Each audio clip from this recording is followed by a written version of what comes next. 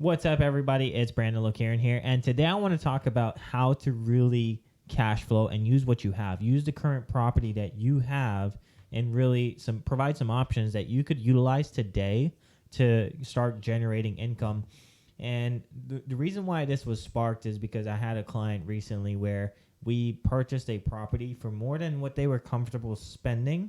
And I'm not telling you guys to go out and spend more than you're comfortable with, but they wanted something. They wanted to live in a particular location, and they didn't want to give up a certain level of like luxury, right? So we were looking at options on how to utilize maybe a lower unit, and I'll give you guys a story in a little bit on how to really bring additional income in so that they can qualify, one, and two, that they could live more comfortably, right? This is important because of where interest rates are. Interest rates are at, right now it's what, 6.5%, 7%. For most people, if you're doing a VA, it's about 6% right now. And that could be really debilitating, right? Like you feel like, man, I do not want to buy a house right now because of where interest rates are at. And I recently did a video on why to buy new construction. Definitely go take a look at that. By the way, hit that subscribe button below if you guys love coming to my channel and seeing what we are putting out. Hit that subscribe button below, please. Would love to see you guys coming back for more. Anyways, so this was sparked by my more recent conversation with additional clients that are like, hey, Brandon, like, I really want to live in this neighborhood, but I don't like the monthly payment. Do you know of a way that I could really utilize some of resources to cash flow or sort of cover a little bit of my mortgage? So I wanted to talk about three options here. And I'll give you guys the story about the client that purchased a property in the city. So they wanted a certain level of luxury. They wanted it to be walkable. They wanted it to be big enough to where they could raise their two kids and still be comfortable and, enjoy life. But more importantly, they wanted to try city living, and they wanted it to be walkable to shops and restaurants and whatnot and trails. So this was really important for them. Now, typically, if they were to qualify on their own, they were like, we were really comfortable with a $5,000 mortgage, right? So they were comfortable, and they bought really at, when interest rates were still relatively high. So they were comfortable with a $5,000 mortgage, right? I want you guys to remember that. And because they were comfortable with that, they were like, hey, we don't want to go above a certain price point. And I was like, okay, understood, no problem. So then they started looking at other property. I was like, hey, why don't we look at other options? Why don't we say, hey, can I get another property where we could even rent out a unit, or even look at a duplex where we could rent out the duplex for XYZ, and that would cover the rest of the mortgage. It would put you guys in a great area. It would be walkable. It would give you everything and all the luxuries that you want on your must-have list. You will get that. So we looked at a property, and I found this property, and it was amazing. They fell in love with it, right? And get this. Obviously, the mortgage on that was about $7,500. So new mortgage, $7,500, right? And they were like, Brandon, it's steep. And I was like, I understand, but get this. Get the kicker, right? So this is a townhouse, a row home in D.C. So we got grade. We got the upstairs. It's got 3 bedroom, 3 bath, and a row home in D.C. And then on the lower level, which was an English basement, it had 3 bedrooms also, and then 1.5 bath, right? So down here, we're like, hey, you guys are going to live up here, right? Because it's more square footage than you guys need. It had a nice little deck out back, don't mind my deck, but like there's a little human. Happy clients, right? Happy people.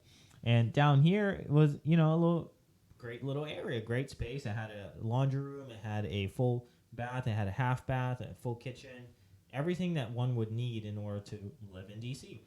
So I did the math on being conservative. I was like, hey, how much can we rent this for if we were renting it to a long-term tenant? Because generally there's long-term tenants, there's mid-term and short-term. Short-term will, biggest risk, right? More risky, but higher reward. Mid-term is a little bit of risk, but good reward. And long-term is going to be low risk and, low reward kind of thing, right? Based on the rental income scale. So I was like, we could rent out the basement here conservatively with a long-term tenant for about $2,500, right?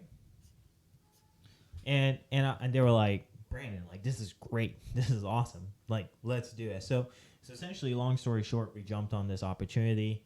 They were super happy with it. And one of the things that they looked at was doing Airbnb, right? Because again, this was LTR, right? Long-term rental. That is the most stable income you could get, and it's $2,500. They're like, Brandon, we're willing to hedge our bets here, right?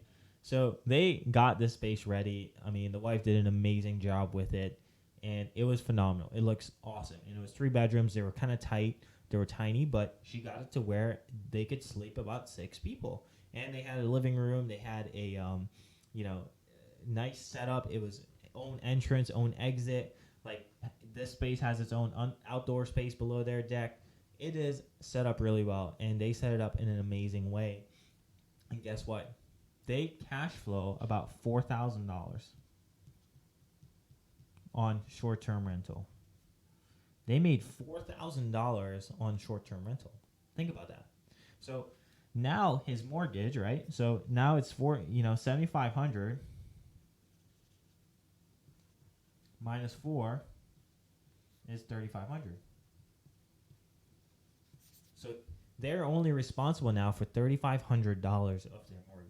And they've been consistently, I'm telling you, consistently getting and earning $4,000 a month on their short-term rental. And they utilize Airbnb, right? So I'm going to highly recommend that. And guess what? I just started doing that. Check out the video I did on my experience with Airbnb for the first time.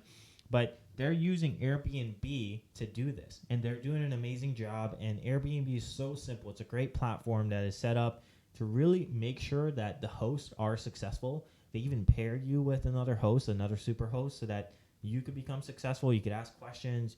It's really well laid out. It is well thought out, and I fully support Airbnb and what they're doing, right? So another option, though, however, right, like if you don't want to deal with the cleaning and sort of like the maintenance of the property, you could actually do, they could have done a long-term rental. They could have done a long-term tenant. And one of the things I want to talk to you guys about is called house hacking. So, for instance, like if you have a property, right? This is my house again. Do a big house this time. If you have a house with a basement, let's say it's a townhouse, right? Because most people are, right? You got 3 bed up here, 3 bath, right? And then down here is a basement, right? Let's say it has its own exit, right? It has its own exit, and in the rear, a lot of people right now, a lot of my clients are actually thinking about, like a home in this area is about $3,700 a month mortgage. Well, what if they could rent out their basement for $1,200 or $1,500 on long-term tenant and long-term rental, right? So they're setting up their basements right now to have 1 bedroom, and a bathroom, right? Or even a studio. And this rents for about essentially $1,500 conservatively, right? So again, like this could be a $500,000 house, but maybe you're like, I don't want to spend that mortgage, but maybe you want to be in a certain area. This video is really just here to help you think about other options, right? And another option could be, like a lot of people right now, if you're feeling really bold, again, this is long-term strategy, right? If you don't want to deal with people, if you don't want to clean the house every single day, every 2 days, or whatever your Airbnb schedule looks like, one of the things that people are doing, right, is setting up. So, like this is a typical like townhouse, right? You got your stairs here, and then you got hallway, you got the primary bedroom, primary bath here, right? What they're doing is they are essentially, this is a bedroom, right? This is a bathroom.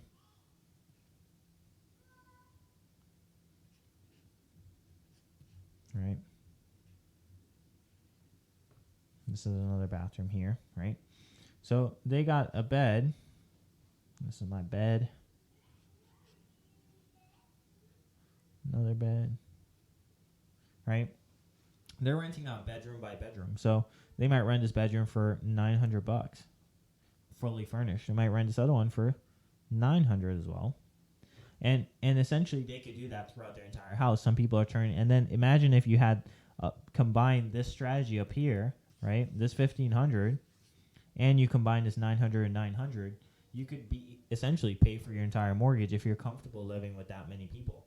And I personally am not, but there are people out there who are okay with this. And this is called house hacking, where you essentially set up room by room, you furnish them, and you allow people to come in and live. And it's really set up like kind of like a hostel, but more like an elevated hostel. You could do it on Airbnb, you could do it on, Furnish Finder, you could do it on Facebook groups, and you can still check people. But you could even another way too is charging people weekly rent. So instead of you charging them $900 a month, you can say, hey, look, $250 a week and you can stay. And guess what? A hotel is about $125, $150 a month, a night, anyways. So they're like $250. Yeah, absolutely. A travel nurse is going to come in there and occupy that room. They're fine doing it. So this is called house hacking, and I can do another video on this if you guys comment below. But house hacking is a great way to do it if you're comfortable living with that many people and that many different people. So I just wanted to kind of give you all a high level view of really what's out there and what you could utilize in order to create cash flow and start thinking about ways. Because yes, I'm not disagreeing that it's more expensive to buy right now than to rent, but don't let that hold you back. Think about other ways that you can use what you have and use what you want to buy. And it might be short term for you, or it might be long term. Like, it doesn't matter. Or you could do a house hack and essentially move on to another property and once you get it cash flowing. I know people that really turn really too much into their living space and bedrooms and whatnot. There's houses out there with 10 bedrooms and 12 bathrooms or whatever, and they house hack it and they continue to cash flow every single month. And get this, when interest rates drop, you could refinance, and then maybe you decide if you want to house hack or not, or if you want an Airbnb or not. So these are just some options I'm going to provide with you guys. Again, Airbnb, Furnish Finder, join Facebook groups. Like every county or every city has like a sublet or apartments group on Facebook. Join those and post your bedroom on there. There are people always looking for rooms or basements to rent. So definitely take a look at those. Sure this video was helpful to you guys, and I just want to add value. Let me know below, comment below, and let me know what you guys think. Hit that subscribe button below, and I'll see you guys on the next one. Peace out.